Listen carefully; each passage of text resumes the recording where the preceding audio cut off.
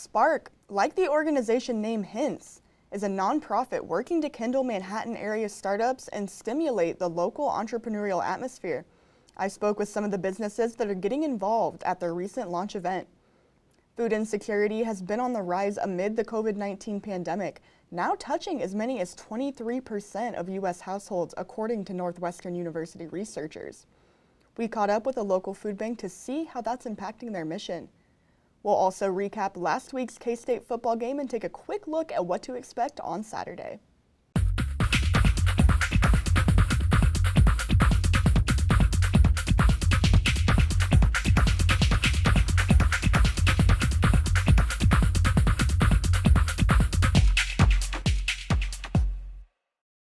Thanks again for tuning in to MHK All Day, serving our Flint Hills family with some of the latest information affecting you.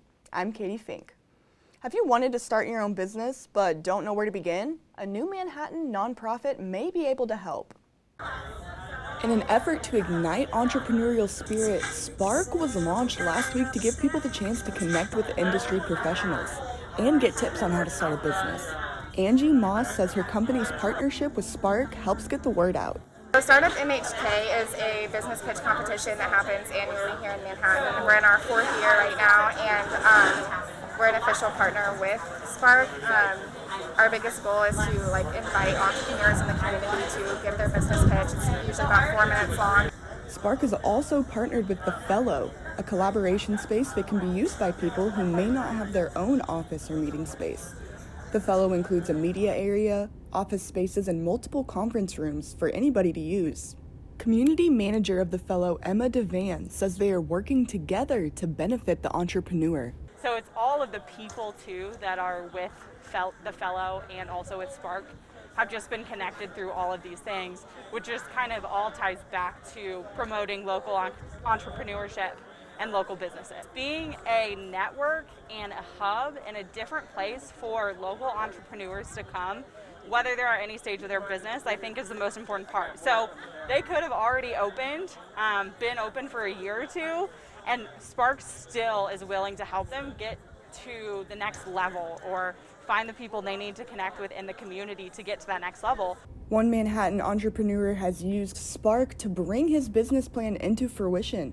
Charles Moore says Spark has connected him with the right people to get his plan up and running. I want to have pretty much a portable gaming station.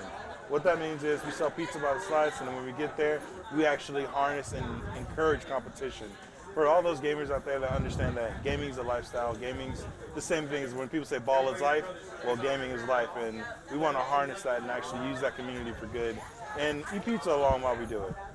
Moore says both the startups and the professionals can learn from each other along the way. Pretty much giving the guidance of where do I need to start, as if it's starting my LLC or connecting me to other people who somewhat done what I did and actually having us collaborate, putting us in contact with each other where we can actually throw ideas off of each other and actually help me strengthen my whole pitch and my whole thing.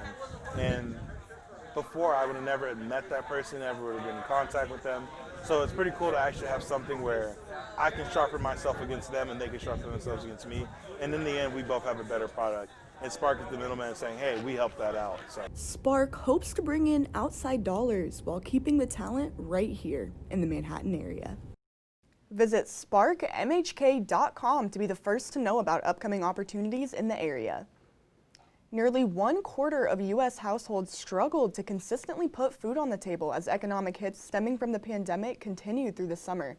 That number is closer to 30% for households with children. Reporter Logan Mance spoke with folks at the Flint Hills breadbasket to learn what this has meant for patrons and their shelves. In the midst of a pandemic, people are struggling to make ends meet, with Riley County's food insecurity rate at 17.9%, which is higher than the state average. The Flint Hills breadbasket is met with a huge task, with more people in need of food during this tough time. We've been able to help everybody. Now, we don't have big line. We are up, but not like you see when you see on TV, because we don't have any industrial that was maybe employing several thousand people and they simply closed. So a lot of the people that we were already helping were the people that their hours were cut back, or for one reason or another, their business is downsized. The Flint Hills breadbasket is taking a different route to meet necessary precautions to ensure they can keep everyone healthy and stay in business. So they're getting a big box of the food that they would normally get at the churches because the churches are all closed now. We always send all that food to the churches. So it's like it took a step out because we just make the boxes here now that the churches would give out. So when they come from 9 to 11, Monday through Friday, they get a box like they would normally get from the churches.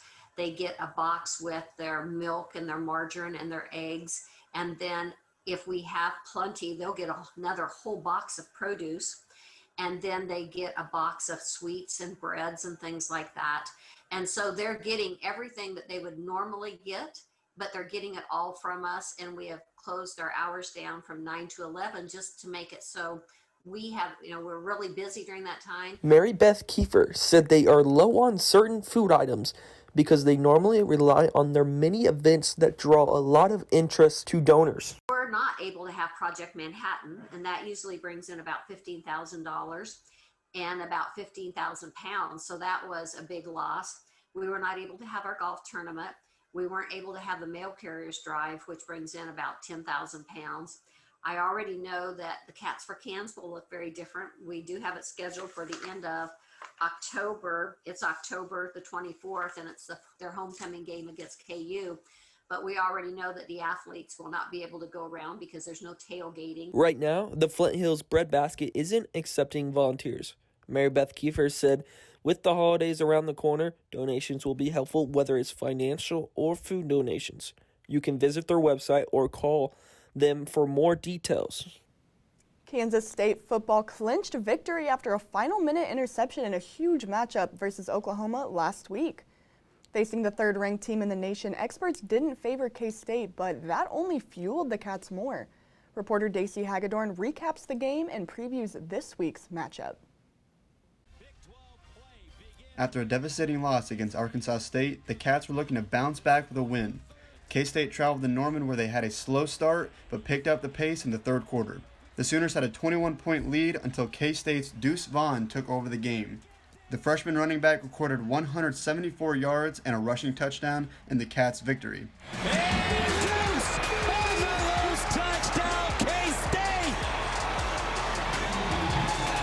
He's so quick, he's so shifty, and he's a much stronger lower body guy as running than people would give him credit for.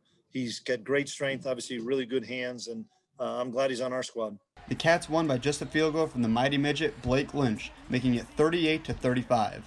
So this one for Lynch from 50 yards away. Good! And Kansas State takes the lead. After 334 passing yards, Skylar Thompson ranks 10th in the nation. Delivers a deep ball with the receiver. Caught. Touchdown, Kansas State. My O-line's been doing a great job of blocking for me. My receivers been making plays for me. Running backs been making plays for me.